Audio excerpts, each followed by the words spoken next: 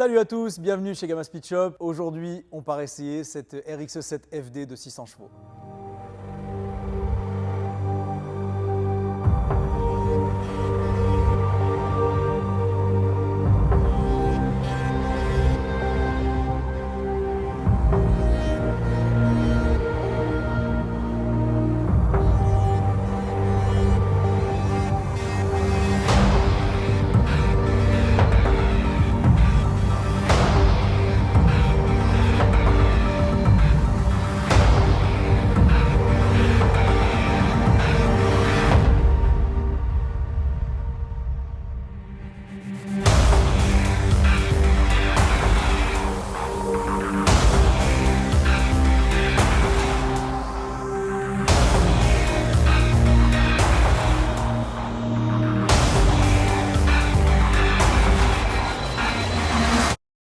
On vous a déjà présenté la préparation de cette voiture dans la vidéo précédente que je vous invite à aller visionner. Un rapide résumé de ce qu'on a aujourd'hui sur cette magnifique FD. Un 13B, donc birotor, large streetport à l'admission et à l'échappement, single turbo Borg-Warner EFR 83-74 avec tous les goodies qu'il faut autour pour laisser respirer ce turbo correctement. Donc on parle d'un fuel system complètement sur mesure, allumage renforcé, embrayage renforcé, segmentation moteur renforcée, enfin bref, la prépa est vraiment complète sur ce véhicule. Petit rappel rapide sur ce qu'on a fait sur cette voiture. Donc elle est arrivée chez nous non roulante avec beaucoup de problèmes divers et variés sur la globalité de la préparation. Circuit d'essence, circuit d'huile, faisceau moteur. On a tout repris afin d'avoir une configuration fiable et performante. Sur le banc, cette voiture a sorti 600 chevaux.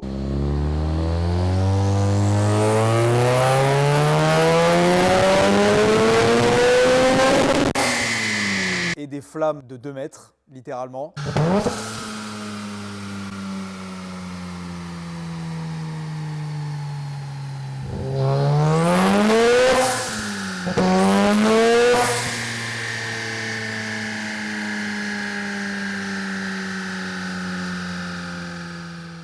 Pour ceux qui souhaiteraient avoir plus de détails sur cette préparation et ce qu'on y a fait, je vous invite à aller visionner notre vidéo de la semaine dernière. On y rentre beaucoup plus en détail sur les problèmes qu'on a rencontrés, les solutions qu'on a apportées et globalement le travail qui a été fait sur cette voiture. Sur le papier, les chiffres sont là, 600 chevaux, 1200 kg, donc on est clairement sur un rapport poids-puissance vraiment intéressant. Maintenant, ce qui nous intéresse, c'est de savoir ce que ça donne dans la réalité et c'est ce qu'on va aller faire maintenant. Allez, c'est parti.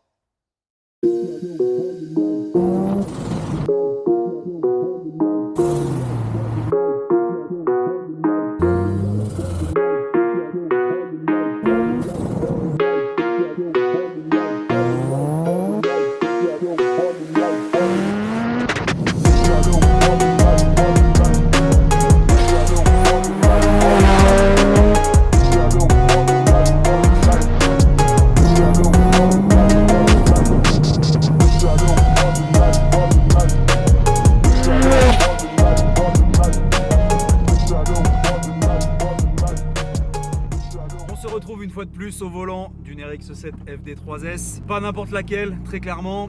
Là on n'est pas sur de la préparation type admission, échappement, échangeur carto. Là on est vraiment sur une prépa full.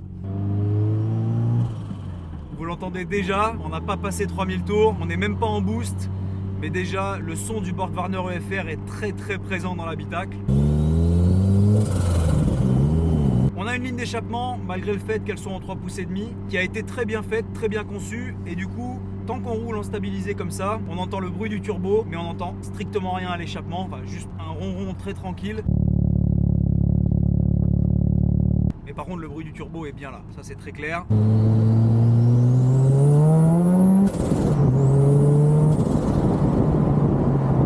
On pose le pied sur l'accélérateur, peu importe le régime et peu importe la pression, et tout de suite c'est le...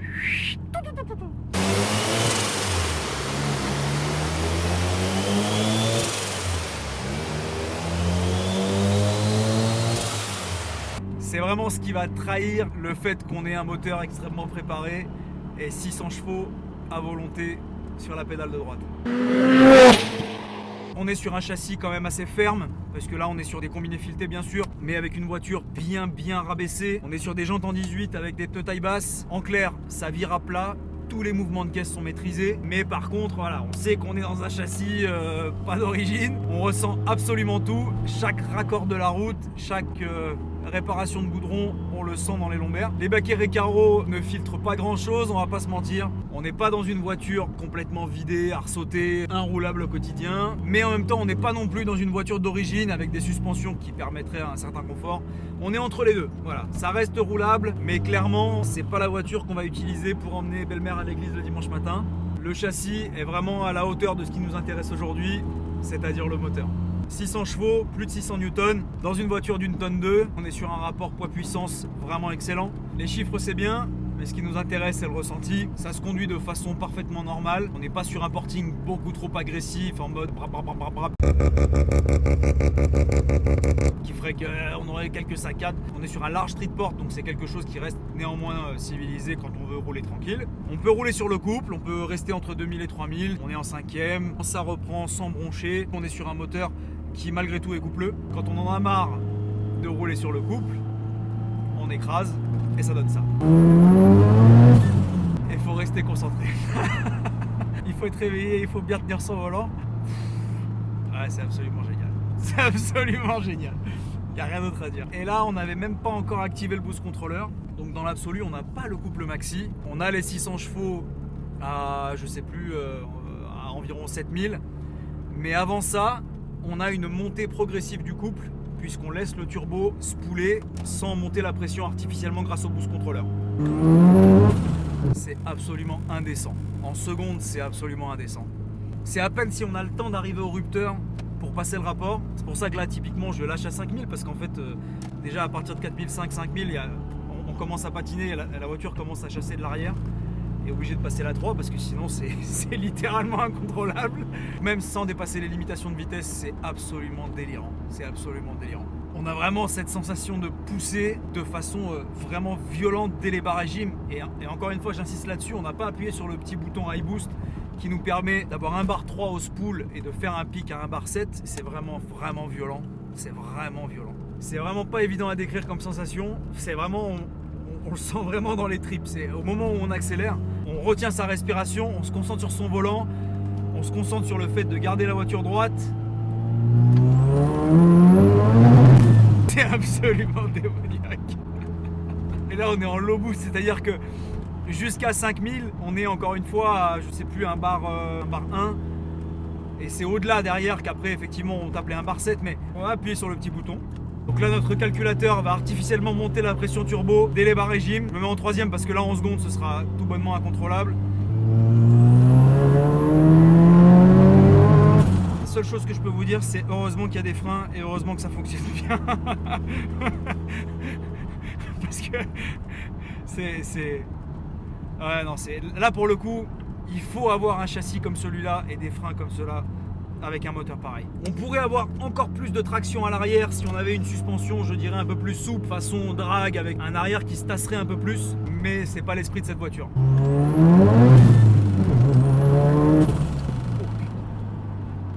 Ah ouais, non, en seconde, c'est tout bonnement inutile.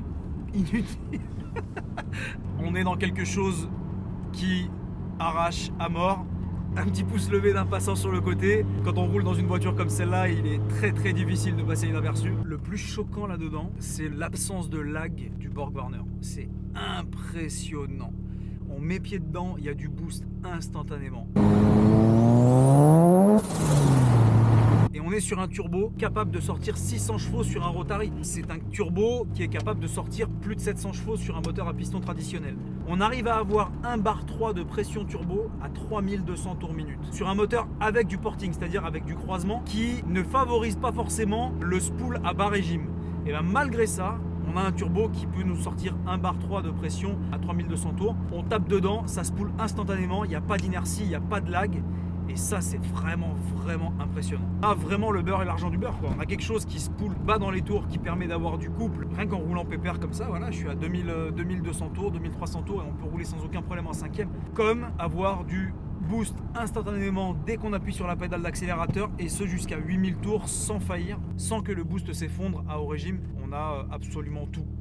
Le spool en bas, pas de lag et la puissance en haut. C'est une des raisons pour lesquelles j'adore ces moteurs. Ce sont des dispositifs extrêmement efficaces en termes d'admission et d'échappement d'air. On est sur quelque chose avec un rendement beaucoup plus efficace qu'un piston traditionnel. Et le résultat, c'est que ça respire à tous les régimes. Comparé à d'autres moteurs qui pourraient sortir la même puissance, il ne faut pas oublier qu'un 13B c'est un moteur extrêmement léger, beaucoup plus léger qu'un 6 cylindres en ligne par exemple. Donc on est léger, c'est un moteur qui est placé bas dans le châssis, donc on a un centre de gravité extrêmement bas. Il suffit d'avoir simplement des combinés filetés et un châssis en bon état pour avoir quelque chose qui se tient très très bien. La FD étant déjà un châssis extrêmement compétitif de base, extrêmement efficace. Alors quand on met 600 chevaux dans un châssis comme celui-là, c'est un jouet absolument fantastique. On a une précision du train avant phénoménale, surtout avec les pneus taille basse, on sent vraiment tout, on peut placer la voiture exactement là où on veut, et dès qu'on écrase, c'est instantané. On est repassé en low boost histoire d'avoir quelque chose d'un petit peu plus contrôlable et civilisé. Pour ceux qui veulent un jouet du week-end, une voiture à sensation qui vous permet de vous vider la tête, il n'y a pas mieux que ça. Il n'y a pas mieux que ça. On est vraiment sur un ensemble châssis moteur vraiment cohérent. Et cette FD qui date des années 90 n'a clairement pas à rougir face à des pistards de plus récentes, parce que déjà de base la recette était vraiment bonne. Et là, la recette est sublimée par l'ajout de ce turbo BorgWarner 8374 et plus globalement cette préparation. Ça prend des tours, ça pousse, ça fait des flammes dans un bruit démoniaque. Voilà qui va conclure cet essai. Je pense qu'on peut dire que c'est bien, que ça marche bien. Honnêtement, je sais pas quoi dire. On va pas faire le youtubiste sensationnaliste, mais honnêtement, c'est absolument génial. C'est absolument génial. Je vous recommande chaudement une FD de 600 chevaux. C'est excellent pour la santé. Excellent. On arrive maintenant sur la fin de cette vidéo. J'espère que cet essai vous aura plu. Nous, en tout cas, je pense que ça s'est vu. On s'est vraiment régalé à travailler et à essayer cette voiture. On remercie chaleureusement Jonathan, le propriétaire de cette RX-7, pour nous avoir accordé sa confiance tout au long de ce projet. Avec cette nouvelle configuration, il va enfin pouvoir en profiter. Un grand merci à tous pour votre soutien infaillible. Merci d'avance pour vos abonnements, commentaires, likes et partages. Encore une fois, c'est la meilleure façon de soutenir la chaîne. Je vous donne rendez-vous la semaine prochaine pour un nouveau projet et une nouvelle vidéo. Ciao!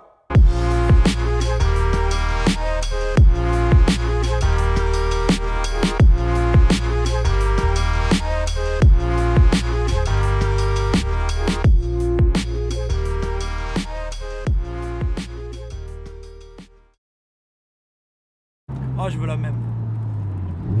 Je veux la même.